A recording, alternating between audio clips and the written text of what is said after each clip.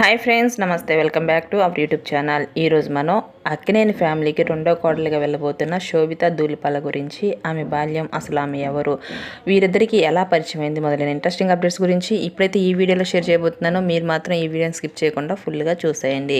శోభిత ధూళిపాల ఈమె 1993 మే 31న తెనాలిలోని ఒక బ్రాహ్మణ కుటుంబంలో జన్మించారు. ఈమె తల్లి గవర్నమెంట్ టీచర్, తండ్రి నేవీలో ఇంజనీర్గా పనిచేసేవారు. శోభిత పుట్టింది తెనాలిలో అయినప్పటికీ తన తండ్రి ఉద్యోగరీత్యా పలు ప్రదేశాలకు ట్రాన్స్ఫర్ అవడంతో తన బాల్యం, స్కూలింగ్ మొత్తం కూడా విశాఖపట్నంలోనే జరిగాయి.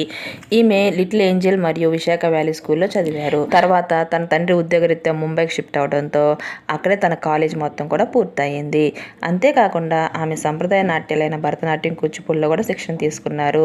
శోభిత గారికి చిన్నప్పటి నుంచి మోడలింగ్ మీద చాలా ఇంట్రెస్ట్ అయితే ఉండేది. దాంతో ఆమె 2013లో ఫెమీనా మిస్ ఇండియా పోటీల్లో పాల్గొని ఫెమీనా మిస్ ఎర్త్ 2013 టైటిల్ అయితే గెలుచుకున్నారు. ఆ తర్వాత మన ఇండియా తరపున కూడా మిస్ ఎర్త్ పోటీల్లో పాల్గొన్నారు. కానీ ఆ టైంలో టైటిల్ అయితే గెలవలేకపోయారు. అలా ఈమె ఎప్పుడైతే ఇండియా తరపున మిస్ ఎర్త్ పోటీల్లో పాల్గొన్నారో టైటిల్ రాకపోయినప్పటికీ ఆమె మీద బాలీవుడ్ డైరెక్టర్ల దృష్టి అయితే పడింది. దాంతో స్టార్ డైరెక్టర్లు సైతం ఆమెకు బాలీవుడ్లో పిలిచి మరీ ఛాన్సులు ఇచ్చారు. అలా అక్కడ హీరోయిన్గా మంచి గుర్తింపును అయితే తెచ్చుకున్నారు.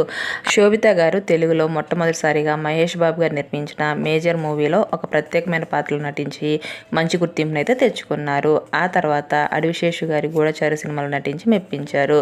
అలా శోభిత గారు నటిగా తెలుగు, తమిళ, కన్నడ, మలయాళ పలు భాషలో నటించి హీరోయిన్గా తనకంటూ ప్రత్యేకమైన స్థానాన్ని తెచ్చుకున్నారు. అంతేకాకుండా రీసెంట్గా వచ్చిన కల్కి మూవీలో దీపికా పదుకునే గారికి తెలుగు డబ్బింగ్ మన శోభిత గారే చెప్పారు. ఇదిలా ఉండగా ఒకప్పుడు శోభిత తెలుగు అమ్మాయి అయినప్పటికీ ఎవరికీ పెద్దగా పరిచయం లేదు.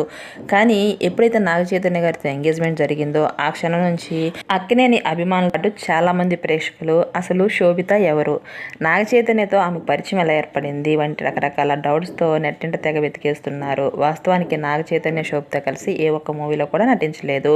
మరి వారికి పరిచయం ఎలా ఏర్పడిందో చూద్దాం. తెలుగులో ప్రిన్స్ మహేష్ బాబు గారు నిర్మాతగా మారి మేజర్ మూవీ అనే సినిమాని నిర్మించారు. దీంట్లో అడివిశేషు గారు హీరో కాగా శోభిత గారు ఒక కీలకమైన పాత్రలో నటించారు. ఈ మూవీ అప్పట్లో పెద్ద సక్సెస్ అయితే అందుకుంది. దీంతో మహేష్ బాబు గారు మేజర్ మూవీ సక్సెస్ మీట్ లో భాగంగా తనకు తెలిసిన సెలబ్రిటీస్ అందరిని పిలిచి గ్రాండ్ గా పార్టీ అయితే ఇచ్చారు. అలా మహేష్ బాబు గారు నాగ చైతన్యని మరియు సుప్రియ గారికి కూడా ఇన్విటేషన్ ఇవ్వడంతో ఆ పార్టీకి వారిద్దరు కలిసి వచ్చారు. అలా ఆ టైంలోనే అడివిశేషు గారికి సుప్రియతోనూ, నాగ చైతన్య గారికి శోభితతోనూ మంచి పరిచయం ఏర్పడి అది కాస్త స్నేహంగా మారి ఫోన్ నెంబర్స్ ఎక్స్చేంజ్ చేసుకునే స్థాయికి వెళ్ళారు. అలా శోభిత, నాగ చైతన్య కలిసి వారికి ఉన్న మంచి ఫ్రెండ్షిప్ కారణంగా షోయూ అనే రెస్టారెంట్ని స్టార్ట్ చేశారు. ఇక్కడ మనం గమనించాల్సింది ఏంటంటే ఆ రెస్టారెంట్ పేరులో సగం పేరు శోభిత గారిది అవడం విశేషం. అయితే ఆ టైంలో సమంత గారికి విడాకులు ఇచ్చి తీవ్ర డిప్రెషన్లో ఉన్న నాగ చైతన్యకు శోభిత పరిచయం కొంత రిలీఫ్ ఇచ్చిందని చెప్పాలి.